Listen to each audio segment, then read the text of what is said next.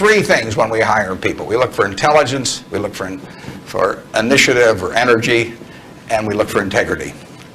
And if they don't have the latter, the first two will kill you. Because if you're going to get somebody without integrity, you want them lazy and dumb. I mean, you don't want them smart and energetic. So the answer is that investors behave in very human ways, which is they get very excited during bull markets and they look in the rearview mirror and they say, I made money last year, I'm going to make more money this year, so this time I'll borrow, or the neighbor says, I wasn't in last year when that neighbor was dumber than I made a lot of money, so I'm going to go in this year. So they're always looking in the rearview mirror.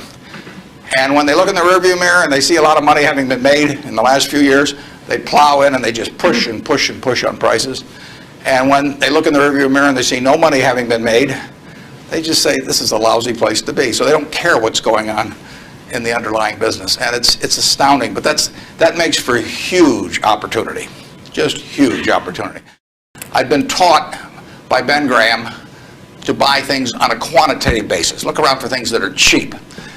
And that I was taught that, we'll say in 1949 or 50. It made a big impression on me. So I went around looking for what I call used cigar butts of stocks.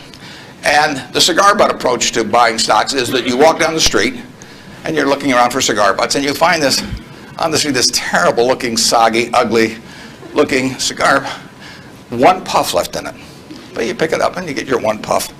Disgusting, you throw it away, but it's free. I mean, it's cheap.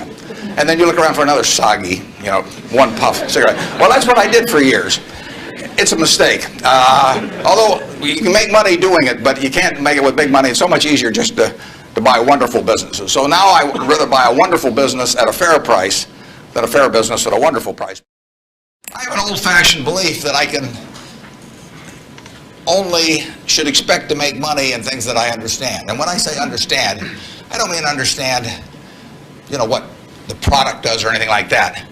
I mean understand what the economics of the business are likely to look like 10 years from now or 20 years from now. I know in general what the economics of, say, Wrigley chewing gum will look like 10 years from now. The internet isn't going to change the way people chew gum. It isn't going to change which gum they chew. If you own the chewing gum market in a big way, and you've got Double Mint and Spearmint and Juicy Fruit, those brands will be there 10 years from now. So I can't pinpoint exactly what the numbers are going to look like on Wrigley, but I'm not going to be way off if I try to look forward on something like that. That evaluating that company is within what I call my circle of competence. I understand what they do, I understand the economics of it, I understand the competitive aspects of the business. The biggest mistakes we've made by far, I've made, not we've made, biggest mistakes I've made by far are mistakes of omission and not commission. I mean, it's the things I knew enough to do, they were within my circle of competence, and I was sucking my thumb. And that is really, those are the ones that hurt. They don't show up anyplace. I probably cost Berkshire at least $5 billion, for example, by sucking my thumb 20 years ago or close to it when Fannie Mae was having some troubles, and we could have bought the whole company for practically nothing. And I don't worry about that if it's Microsoft because I don't know it. Because Microsoft isn't in my circle of competence. And so I don't have any reason to think I'm entitled to make money out of Microsoft or out of cocoa beans or whatever. But I did know enough to understand Fannie Mae, and I blew it. And that never shows up under conventional accounting. But I know the cost of it. I passed it up. And those are the big, big mistakes. And I've had plenty of them. Unless I tell you about them in the annual report, and I resist the temptation sometimes, unless I tell you about them in the annual report, you're not going to know it because it doesn't show up under conventional accounting. But omission is way bigger than commission. There's big opportunities in life have to be seized. We don't do very many things, but when we get the chance to do something that's right and big, we've got to do it. And even to do it in a small scale is just as big a mistake almost as not doing it at all. I mean, you've really got to grab them when they come, because you're not going to get 500 great opportunities. In terms of our wholly owned businesses, we're not going to sell no matter how much anybody offers us for them. I mean, if somebody offers us 3 times what something is worth at See's Candy, the Buffalo News, Borsheim's, whatever it may be, we're not going to sell it. I may be wrong in having that approach. I know I'm not wrong if I owned 100% of Berkshire, because that's the way I want to live my life. I've got all the money I could possibly need.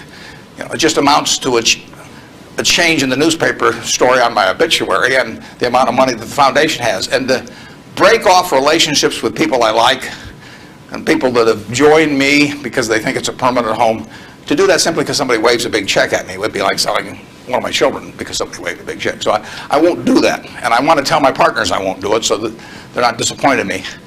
More and more with certain stocks, we've got that approach. Now, if we were chronically short of funds and had all kinds of opportunities coming, we might have a somewhat different approach. But our inclination is not to sell things unless we get really discouraged perhaps with the management, or we think the economic characteristics of the business change in a big way. I mean, and that happens. So, but we're not going to sell simply because it looks too high, in all likelihood. I mean, you can't make that 100%. So now let's go over here. Hello, Mr. Buffett. I got two short questions. One is, how do you find intrinsic value in a company? Well, intrinsic value is the number that if you were all-knowing about the future and could predict all the cash that a business would give you between now and Judgment Day, discounted at the proper discount rate, that number is what the intrinsic value of a business is. In other words, the only reason for making an investment and laying out money now is to get more money later on, right? That's what investing is all about. Now, when you look at a stock, when you look at a bond, assuming it's the United States government bond, it's very easy to tell how much you're going to get back. It says it right on the bond. It says when you get the interest payments, it says when you get the principal. So it's very easy to figure out the value of a bond. It can change tomorrow if interest rates change, but the cash flows are printed on the bond. The cash flows aren't printed on a stock certificate. That's the job of the analyst, is to print out, change that stock certificate, which represents an interest in the business, and change that into a bond and say, this is what I think it's going to pay out in the future.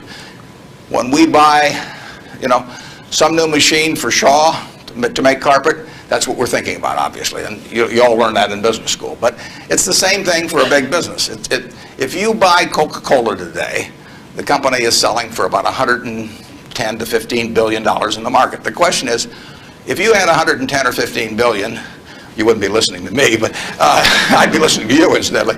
But the question is, would you lay it out today to get what the Coca-Cola company is going to deliver to you over the next 200 or 300 years? The discount rate doesn't make much difference as you get further out. And that is a question of how much cash they're going to give you.